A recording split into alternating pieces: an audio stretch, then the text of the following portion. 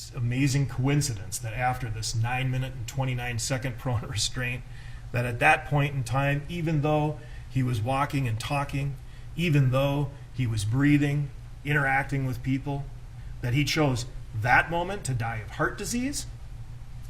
To die of heart disease? Is that common sense or is that nonsense? You believe your eyes. That unreasonable force pinning him to the ground, that's what killed him. This was a homicide. Now, George Floyd, he was not in perfect health. Sure, he had narrowed arteries, high blood pressure, no question about that. He was experiencing stress, even before the officers shoved him onto the sidewalk unnecessarily, gratuitously, disproportionately. But none of this caused George Floyd's heart to fail.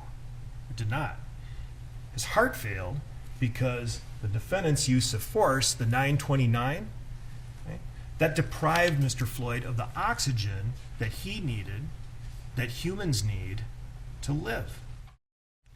A reasonable officer will hear the words that the suspect is saying. I'm a good guy, I'm a good guy, I'm a good guy, I'm claustrophobic. And he's going to compare those words to the actions of the individual, right? Because this is part of the analysis. Because I can say, I'm going to cooperate with you, I'm going to do whatever I want. But if my behavior is inconsistent with what I am saying, a reasonable officer takes that into consideration. You can see at points when Mr. Floyd's legs kick back, it actually almost knocks Officer Lane over.